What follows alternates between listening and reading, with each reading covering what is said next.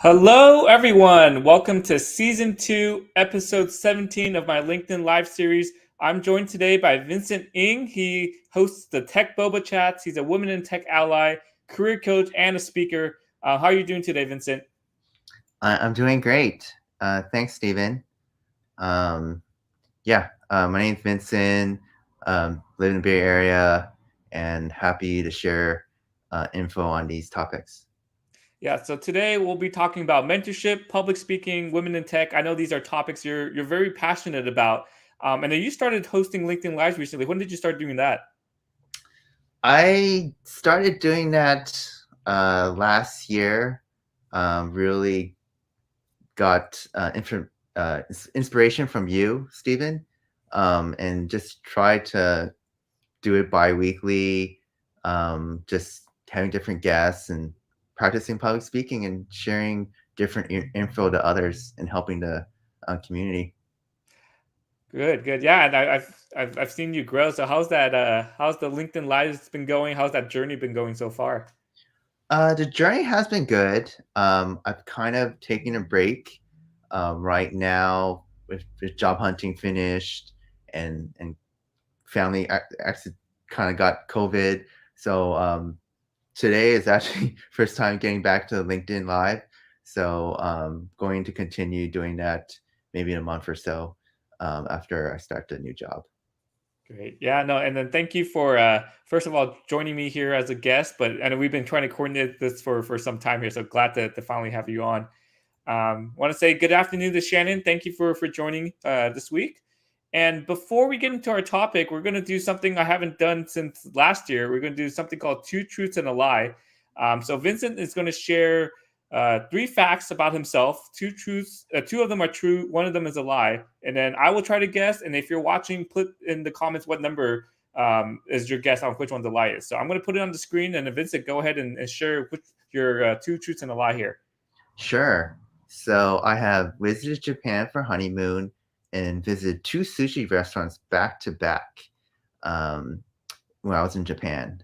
Visited 20 plus boba restaurants in my lifetime and won first place for a humorous Toastmasters International Speech Contest. Those are my topics. So if you're watching, put in the comment what number you think is the lie here. So I'm gonna verbalize my thought process here. So try not to steer any answers. But since you host Tech Boba chats, you're so passionate about boba. I'm 100% sure number two is true. You probably visited at least not just 20, maybe 50 boba restaurants in your lifetime, especially since you're in the Bay Area. They seem to be around every single corner. So I think number two is definitely true.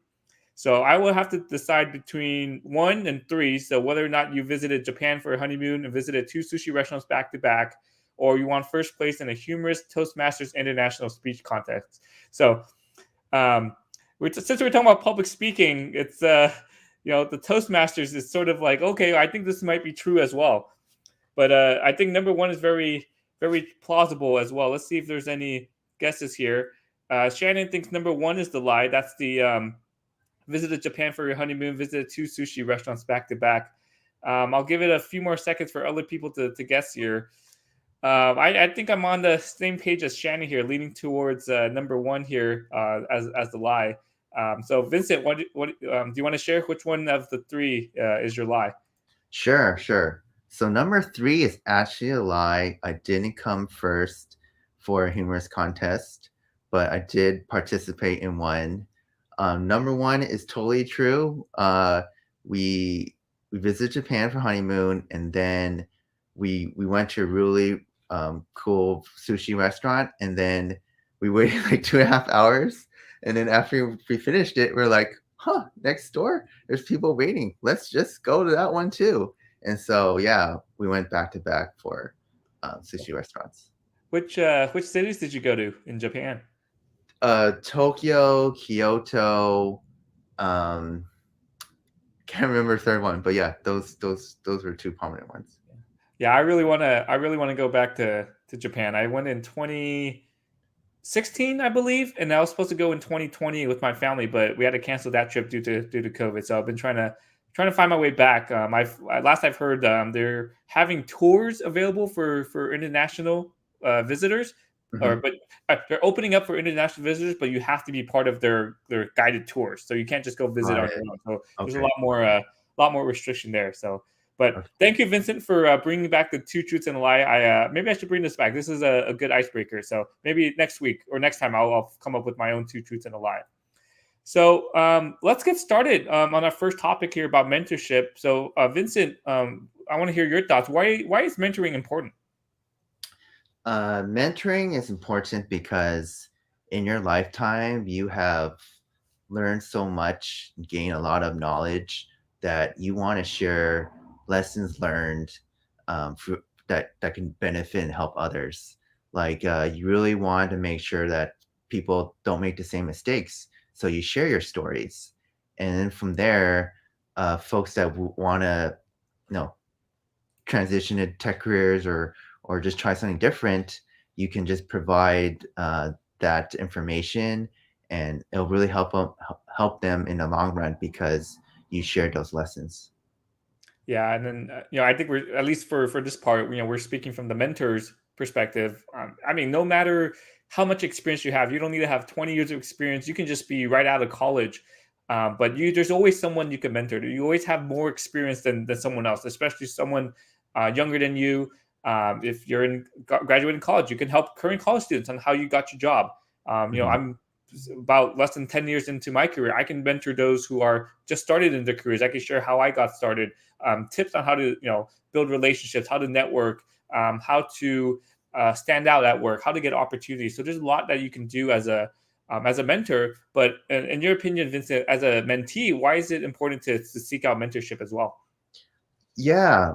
So sometimes there are questions, burning questions that you want to answer. And sometimes you just need to reach out to someone. And I feel like it's a really good way to network.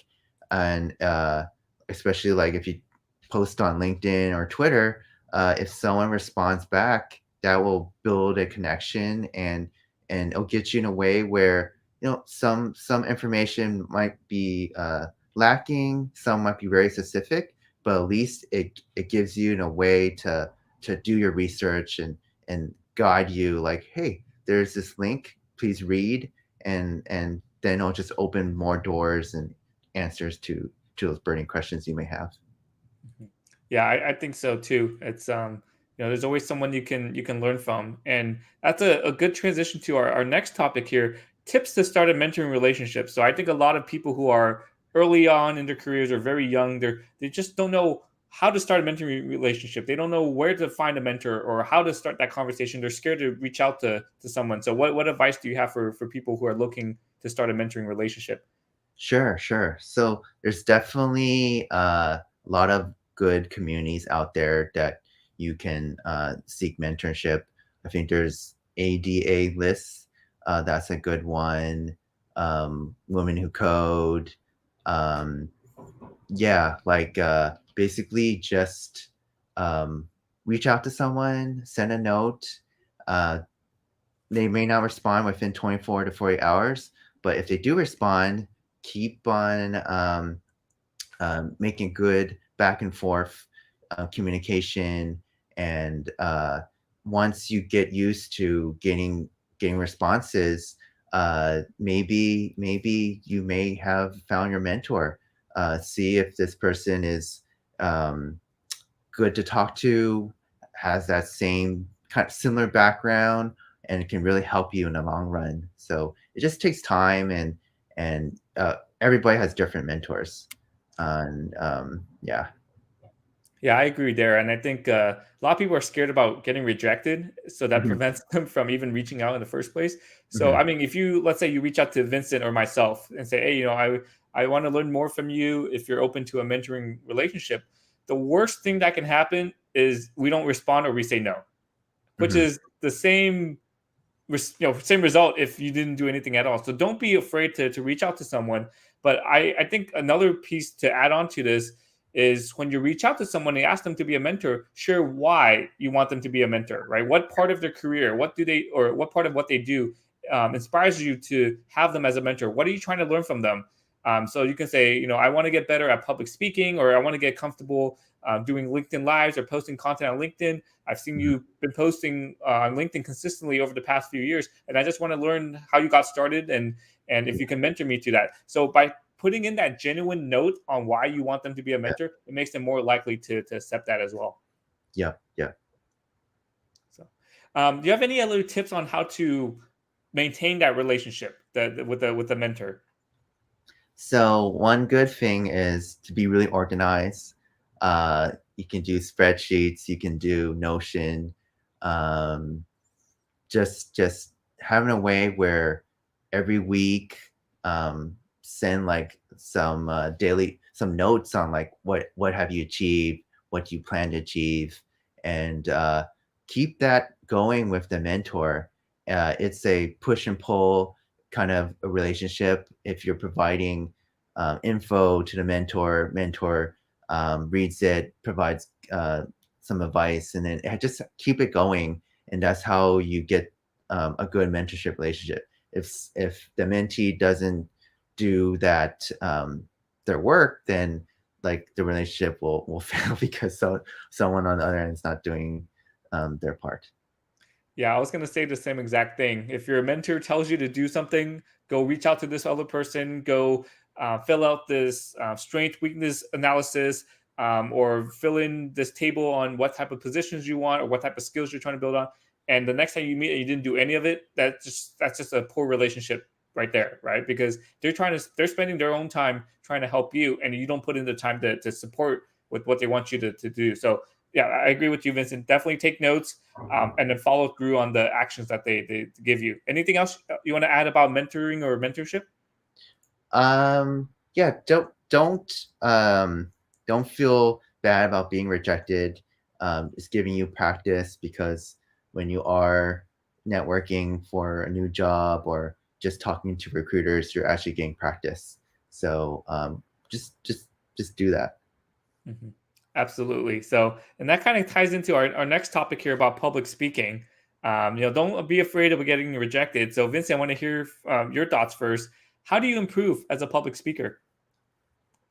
Well, public speaking just takes time where you have to practice in front of friends and have the courage to just um, talk talk impromptu.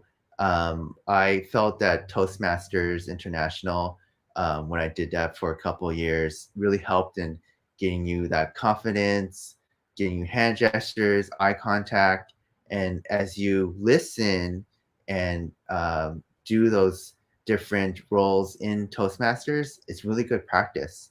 Makes you do listening skills, note taking, and it brings wonders, and it'll actually help you in doing mock interviews and interviews as well. So I feel like one way is doing LinkedIn Lives. If you can do that once a week, you're really practicing public speaking. Yeah, I definitely agree with you there. And I mean, public speaking is it's a skill, right? And it's not something you're born with that you're good at. So with any skill, whether it's sports, cooking, anything, even public speaking, you just have to practice. Like you said, you just have to practice to get better. So what I like to share with people is go find opportunities to speak in public. Go do a presentation in front of your classmates, in front of your friends, because that's really low risk, right? Like there's nothing bad that's going to happen. You're not going to lose funding, or you're not going to lose your job or something because you Yeah, presented in front of your friends. So use right. that as opportunities. We talked about LinkedIn lives. I've been doing weekly LinkedIn lives since beginning of last year. I know you started yours as well. Yeah. And every speaking opportunity is an opportunity for you to get better, to get feedback from others, to improve, and just get better on the next one. So, anything else you want to add? Yeah. Definitely when you make connections on LinkedIn, I remember Rebecca, one of my connections, she asked me to be a speaker for San Jose State. So that was pretty cool, and got a chance to speak in front of college students. So definitely there are opportunities out there if you do make connections and people see your content.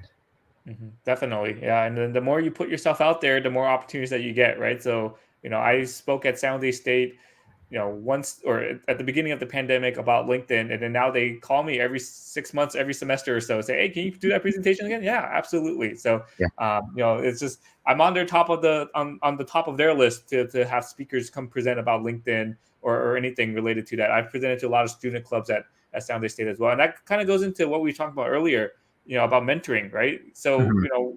we're talking to college students, so that's a great opportunity for those who are work professionals, to be a mentor or to share your experience, to share your knowledge with college students as well. Mhm. And then now let's transition to our last topic here about women in tech. I know, Vincent, you're very passionate in women in tech. You want to share a little bit about your reasons why? Sure, sure. So while I was a mentor for Hackbright Academy, which is all female boot camp, they told me like the ratio of women in tech is really low. And being a dad of two daughters, I want to be that role model and help increase that ratio. So when they go in college in 15 or 20 years, I can say that, hey, your dad made some contribution, and I helped increase that ratio. So yeah, in the past 9 months, I've helped 5 women, 1 man transition to tech developers, designers, customer specialists in tech. So just helping them provide marketing reviews, resume reviews, it really helps. Yeah, and I mean, I really, really admire what you do. Right? It's definitely tough for anyone to break into tech. Even it's even more challenging for women as well. And I mean, just over the past few years, I've definitely seen that change. Right? There's organizations that support girls and women to get into tech. There's Girls Who Code. I'm more familiar with that organization. I know you help with other organizations as well. Mhm. And with tech, it's with coding classes and stuff, they're starting that really early. There's elementary school kids, coding. And for me, I studied computer engineering in college, and I Yeah, didn't start coding until I got into college. Right, yeah, so yeah, I felt like I was slightly behind at that point because some of my classmates coded in high school. But yeah, now, I mean, anyone can learn how to yes, code, right? I'm using that as an example. Anyone can get into tech. There's so many resources out there, right? With YouTube, with Google, yeah, there's so many opportunities for you to learn. yeah.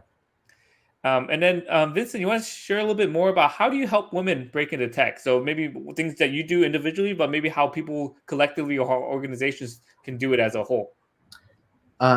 Yeah. So I would say that definitely if um, like companies uh, connect with other organizations where if we had boot camp graduates, um, female boot camp graduates who graduate, they have the opportunity to join like junior associate software engineer roles. Um, just have a way where more women can just get into the tech field. Always in the like job descriptions, make it appeal for women as well. Take out those superhero stuff, ninja stuff. Make it appealing to women as well. And then as an ally, just whenever you see content and someone's asking for help, just you can reply and say that, hey, I want to give my 2 cents on this and help you get into the career you want. And just if you keep on doing that, you'll help the community, and it's satisfying when you see women get um, those roles, and you can say that, yeah, you're helping women break into tech. Yeah, I want to add on, especially as an ally, speak up for other people, right? So if someone did an amazing job, speak Mhm. up for them, saying, Vincent did an amazing job, or Mhm. Shannon, who commented here, Shannon did an amazing Yeah. job. Yes. Speak up for them, right? Give them the credit where it's due. Mhm. Um, because sometimes, and not just saying women, but just there's some people in the workplace who are not comfortable with speaking up. They don't like Yeah. boasting. They Yes. don't like to toot their own horn. So be that Yeah. ally for them, support them, right? Give Yeah. them opportunities to be successful. Mhm. Give them challenging opportunities so they can grow and challenge, and that's how they grow and improve, right? If you give them something basic or mundane to do, they're not going to grow as much. But if you give them something Right. challenging and they're able to figure it out and solve Yeah. a problem, that's even more amazing. Yes. Totally. So Shannon says, I started to learn to code, but then I got overwhelmed. I think I'll try again though. So Shannon, go find other allies, right? Go reach out to Vincent, maybe get some motivation from other people. For me, I started with coding. I moved away from coding because I didn't quite like it, even though I studied it.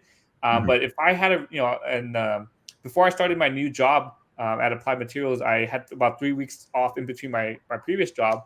So I mhm, started learning Excel, VBA scripting, and mhm, I went to bought a course online, maybe like $15, and mhm. didn't really apply to it. Didn't really apply what I learned. I just kind of went through the lessons.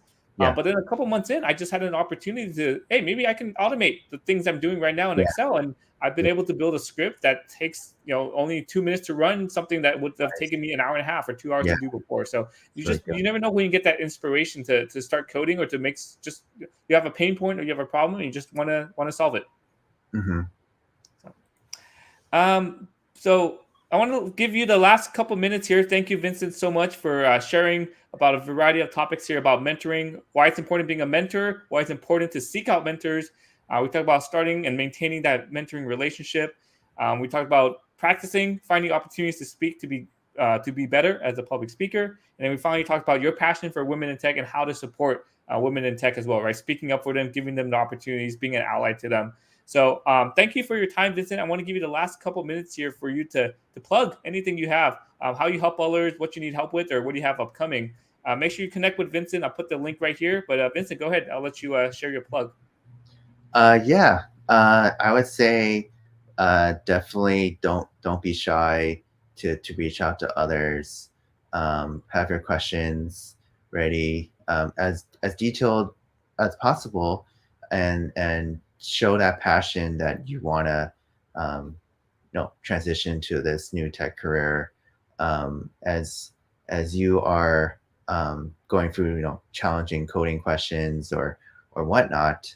Um, Always there to give feedback. There's definitely big tech community out there that will provide feedback, but you need to ask those questions. And then yeah, definitely as an ally, always be able to praise people's work. It really helps, just for mental health wise, giving support, really important. And yeah, as you get more chances and opportunities for public speaking, it will help you in a really long way, giving you more leadership opportunities, uh, practicing. Sooner or later, you'll be like Steven doing LinkedIn Lives weekly, and because you're just so comfortable and you have many guests that just want to join your yeah, join your LinkedIn Lives. So definitely continue to do that. If you do all these things, you'll definitely be successful and have a really good work life balance as well. So you want to share a little bit more about your tech boba chats as well, Vincent? Sure. So I have to thank June. June, big she's done a lot of LinkedIn lives before, and really big in LinkedIn, and she helped me create this hashtag, since I really like talking about tech, really like boba, like chatting, so we just smashed it together, and yeah, that's kind of my brand. Uh, it kind of evolved where on Twitter there's like 100 devs, a free boot camp, and I just started to like give like 15-minute boba chats with folks just to help answer their questions. So that's kind of my thing of just helping others, and if we can talk about boba and stuff like that. Yeah, no, I'm glad you have fun with it as well. So I like that hashtag, and make sure you go check out Vincent's LinkedIn profile. He has a little boba cup in his cover photo as well. So make sure you check that out. So, any final words, Vincent, before we wrap up? I have to say, I'm happy Warriors won. I'm looking forward to next year as well. And yeah, really happy to be a guest today. I want to thank you for that. And yeah, hopefully we'll get to meet up in person one day. And yeah, um, let's talk boba next time. Yes, absolutely. So thank you so much, Vincent, for being a guest. And when I head back to the Bay Area, I'll let you know, and we'll grab boba in person. Yes, All definitely. right. Have a good weekend, everyone. Talk to you all next time. Bye bye.